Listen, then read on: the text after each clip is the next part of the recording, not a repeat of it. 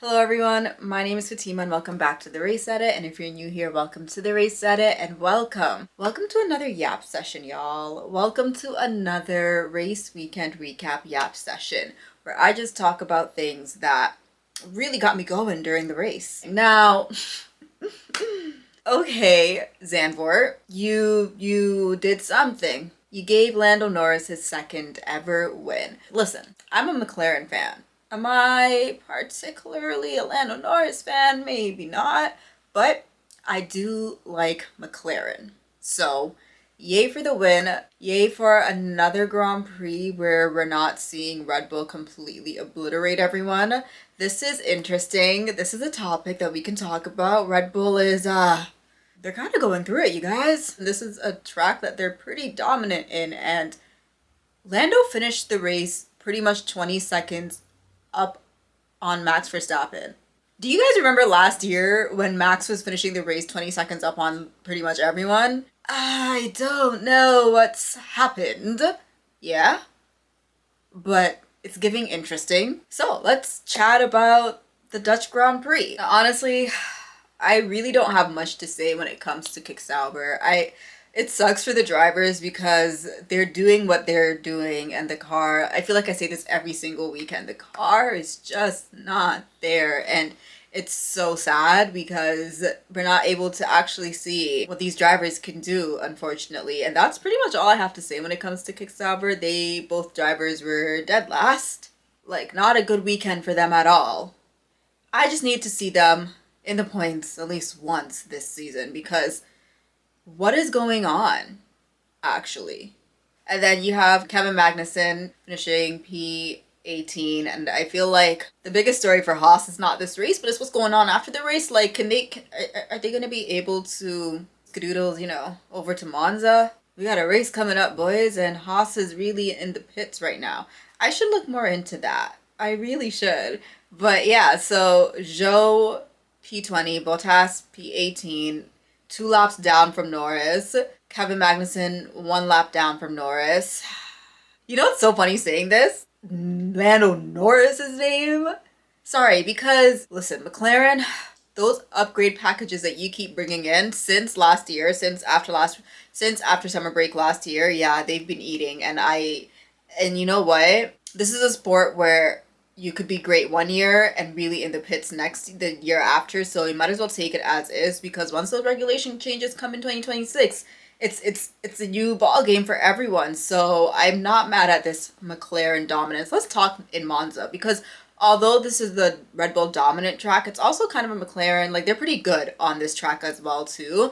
So let's see what really happens in Monza next week. I'm curious to see what goes on with Ferrari, but that's not even the point of where I am at right now. And then you have Yuki Tsunoda P17, Logan Sargent P16. The fact that he was even able to race after his crash says a lot. To be honest, I woke up because FP3 was at 5 a.m. my time, and I slept right through it. And I woke up and I was like, oh my gosh, what did I miss? Oh, yeah. So we thank goodness that he's okay. And the fact that he's even able to race, like, hey, P16 it is, I guess, right? We have Esteban Ocon P15, Alexander Albon P14. Rough weekend for Alexander Albon. He qualified P8 and then got disqualified and finished the race P14. Not a fun time, but he did give us kind of a fun race at one point, when it was him, Pierre, Stroll, and Alonso in that little wheel-to-wheel action, which I was, when you put your head down. I had a lot of these moments this race where I put my head down for a second and then something's happening, because what even was that? Why were we having a 5-car battle? Is this NASCAR? Sorry, and that's no shade to NASCAR, because NASCAR gives us some fun battles, some fun wheel-to-wheel action, but I was so confused. So that happened. Alex on the radio said it was very dangerous. Anyway, he did get overtaken by the lot of them in the end, which really sucks, but hey, what can you do, huh? What can you do? And they have Stroll, who finished P13, and this was after a 5-second penalty for speeding in the pit lane. My thing with Lance Stroll is, is it me? Like, I just never know where he is in a race. I don't mean to be mean, but whenever I'm watching, he's like the one driver I kind of always forget about. And that hurts because y'all know I root for my Canadians ish. You know, there's some TV that we don't talk about. But even then, no. Unforgivable actually. But Stroll, it's like there was a point earlier on in this season where I was like, am I a Lance Stroll apologist? And then I just completely forgot about him. And I really want better for him. You know, if you're going to be accused of being a paid driver, at least, like, prove us wrong. I guess that's what I'm trying to say. If you're going to be accused of being a paid driver, at least prove us wrong. I think that's really it. Anyway, Daniel Ricciardo, P12. I guess he's doing what he maybe needs to do to not lose his seat to Liam Lawson. Yeah. So that's good, since he's not going into that Red Bull next year, allegedly. We'll find it. We'll see. We'll see. Because I have some thoughts on Perez. That'll be coming up shortly. Nico Hulkenberg, P11. He got that P10 position snatched away from him by Fernando Alonso. To be fair, Alonso had just better grip. He had the better grip, so makes sense. Pierre Gasly finished P9. Hey, Alpine. All right. For when it comes to Alpine, the weight from where we started way back in Bahrain to where we are now, yeah. Now let's get to the fun part.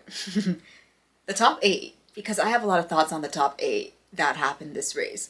Starting off with Lewis Hamilton. Now, you know what? You know what? Let me stop. I went into this race in peace. I've learned something about myself. I'm never... Let me not say never, but you will not see me make serious predictions on Lewis Hamilton again, because I've done it before and I've noticed a pattern. Every single time I make serious predictions on that man, he has a terrible race weekend. Yeah, do I think I'm a jinx? I'm not saying I am, but I've learned my lesson. And the one time I didn't make any predictions on him, I didn't speak on him, I kept my mouth shut because I had so much faith. I had so much faith that he was going to win that race. I literally was like, Fatima, be quiet. Guess what? He won Silverstone. Exactly. I'm noticing something, y'all. No, but seriously, I might make predictions still, but like, I'm just gonna keep my mouth shut when it comes to him. Whatever happens with Lewis Hamilton happens with Lewis Hamilton, but I'm not putting that blame on myself any longer. Yeah. What even was qualifying? He went out again. Maybe I need to stop going to the washroom a lot during these things, because I went to the washroom and I came back. Lewis Hamilton went out in Q2 and then gets that penalty and he has a grid drop. Perez, not even Perez, the FIA, like, what are we doing? But it was so unserious because he had that penalty, so it brought him from P12 to P15. And then Alex Albon got disqualified, so it put Lewis Hamilton from P12 to P15 to P14. And then I was like, bet. Cool. Bring on Sunday's race, already making up places. I actually went on to Sunday's race with peace. I was like, hey, we have 2 race wins under our belt. People like to say, ooh, you guys used to cheer for championships, now you're cheering for points. Girl, it's not every day, huh? It's not every day. Sometimes let us have our little wins, okay? Like, people love to play... this is not even a Lewis Hamilton video. I just went on a tangent. But people love to play that card as if they wouldn't be doing the same exact thing if it was a driver they supported. Like, make it make sense. The double standards in Formula 1 is actually astronomical. But that's not the point. Anyway, so... Lewis's race was so funny to me because my guy, he fought, and the results, like he said it himself, but the results you wouldn't see the work he put in this race, because started the race, he got ahead, he went from 14 to P13, he got ahead, and then he kept doing overtakes, then he went from P14 to P8 again, and then he had to pit. Back behind the ball again. He worked, and he worked, and he worked. And then I went to the washroom and I came back and George Russell was right in front of Lewis Hamilton and I said, did I miss something? I was so confused. I cannot lie. And then I was like, oh, he must have had a pit stop, which I don't know why they did that. Like, I understood why Lewis did that second pit because he was 20 seconds ahead of Nico Hulkenberg. He had the space to do it and come back in that same position. But when I came back from the washroom, I was like, where did George Russell come from? That actually blew my mind because at one point he was P3 and then he ended up P7. You know, Mercedes, you guys stress me out. Listen, I'm not a race strategist, so you know, I don't know anything. But sometimes I'm just like, are we missing something? Because even George was like, nah, how did that happen? So that was Lewis and George's race. Don't know exactly. There was one point where I was like, maybe Mercedes is fast. And not even I do think Mercedes is fast. And I do think had Lewis qualified better, it could have been a different race story. It is what it is. We move on to Monza. Thank you. Sergio Perez, P6. Okay. I don't even know if I recall any of Perez's race, I'm not gonna lie. There was a point where the race was really stagnant and I was like, I'm gonna read my book. Perez finishing P6, yeah, I mean, better than P10, right? I guess, but that Red Bull, that's just the Red Bull. Maybe P6 is what the Red Bull can produce and Max is just making the difference. I'm just saying. Because this was an overly bad race for them. I'll get to that when I get to that actually. But yeah, Sergio Perez P6, I guess. Isn't he the only one in the top? Because if we look at the constructor standings, we have, hold on, we have Red Bull, McLaren, Ferrari, Mercedes. In those top 4 teams, we have a Verstappen win, a Norris Piastri win, a Leclerc Sainz win, and a Hamilton Russell win. You know who's a win we don't have? It's Sergio Perez. And that's what really, now we're at the point when it comes to Red Bull. You know, I'll talk about that when I get to Max. So then we have Ferrari, we have Carlos Sainz P5. Listen, yeah, I know in my serious predictions I said that, you know, they weren't going to be anywhere this weekend, but I lied. I'm a jinx for Hamilton, but not a jinx for Ferrari, which is great because guess what? We're going to Ferrari next year. But Carlos Sainz had a pretty decent race. I think both Ferrari guys were shocked by where they ended up. I'm happy. Like I said, I thought the upgrade package they were bringing was going to work, and I'm really, really curious to see what happens in Monza because it feels like there was like a little rumor at one point where they were like building up the car for Monza next. So let's find out. Because one thing about Ferrari people, one thing about fans is they say Hamilton fans are delusional, but you know what? The Ferrari fans are just as bad. So bring us together and you have a perfect mix of chaos. I love that for us. I do. And then you have Oscar Piastri P4. I think Oscar Piastri he didn't have the strongest race per se. He kept it where he needed to keep it. McLaren could have and should probably have had a 1-2. I'm not going to lie. But there was a bout of slow pit stops for like pretty much everyone in the top 10 at one point. Don't know why. I guess everyone's trying to be better safe than sorry. But hey, I think McLaren are slowly figuring out that maybe they could win this entire thing. And I think they're playing as one race. I think they're playing their cards right low key. Kind of.